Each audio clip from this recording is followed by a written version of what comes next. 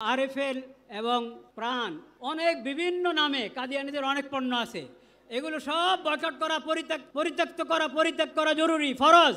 একটা গুরুত্বপূর্ণ ইমানি বিষয়, সবচেয়ে গুরুত্বপূর্ণ ইমানি বিষয় নিয়ে আমরা এখানে একত্র হয়েছি। বিষয়টা সবার কাছে স্পষ্ট, কিন্তু কিছু লোক অস্পষ্টতা সৃষ্টি করার চেষ্টা করে। ওই বিষয়ে আমি এক দুটো কথা বলতে চাচ্ছি। আরে ভাই,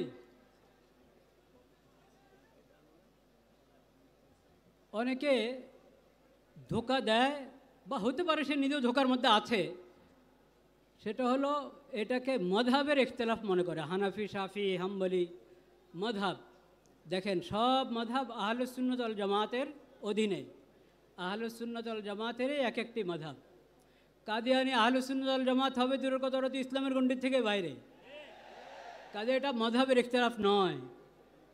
2 নম্বর, কেউ কেউ এটাকে ফিরকার ইখতিলাফ বানাতে চায়। খবরদার, ফিরকা আহলুস সুন্নাত ওয়াল জামাতের মতো হেদায়েতের উপরে তো নাই, ওরা গোমরা।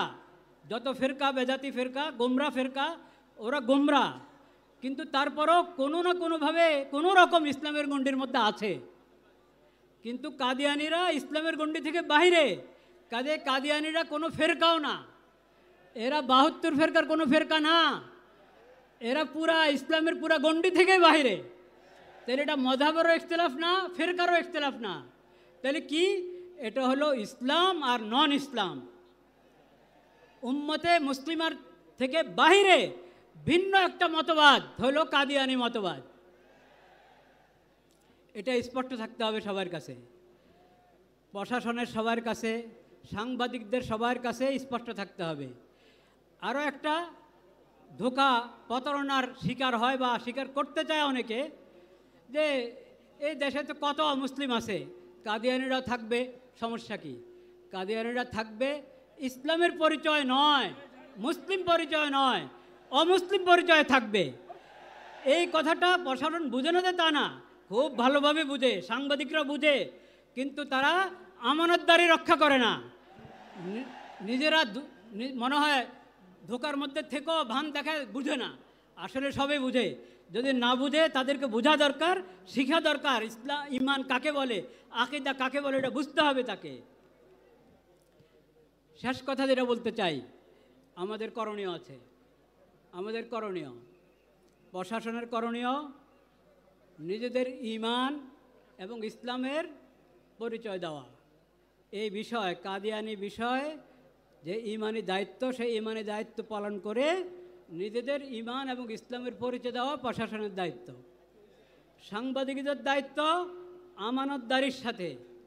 আমানতদারির সাথে এই বিষয়টাকে উপস্থাপন করা, কোনো ধরনের ধোঁকা প্রতারণার আশ্রয় না নেওয়া। সকল ব্যবসায়ীদের দায়িত্ব, তারা কাদিয়ানীদের সমস্ত পণ্য যাতে এমনি পিছনে পড়ে যায়, ওইভাবে জরুরি সমস্ত পণ্য উৎপাদন করা, বাজারজাত করা। কাদিয়ানীদের সমস্ত আরএফএল এবং প্রাণ অনেক বিভিন্ন নামে কাদিয়ানীদের অনেক পণ্য আছে। এগুলো সব বয়কট করা, পরিত্যাগ করা জরুরি, ফরজ। এটা ইমানি দায়িত্ব, এটা ইমানি দায়িত্ব। নমাজ পড়ি রাসূলুল্লাহ সাল্লাল্লাহু আলাইহি ওয়াসাল্লামের সুন্নত মোতাবেক, অজুখানে গিয়ে দেখা যায় আরএফএলের বদনা, আরএফএলের লোটা। এটা কেমন কথা? এটা কি ইমানি গায়রত চায়? এটা ইমানি গায়রতের দাবি?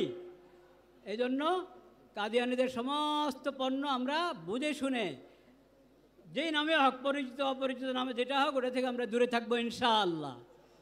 এবং সমস্ত ইমাম, খতিব, আলেম, ওয়াইজ সবাই এই বিষয়ের উপরে যে আমরা আলোচনা করে থাকি, ওটা বসিরতের সাথে করব, পড়াশোনা করে করব, যাতে ওয়ালা তাকফু মা লাইসা লাকা বিহি ইলম, এই আয়াতের উপরে যথাযথ আমল হয়। আল্লাহ তাআলা আমাদের সবাইকে তৌফিক নসিব করেন।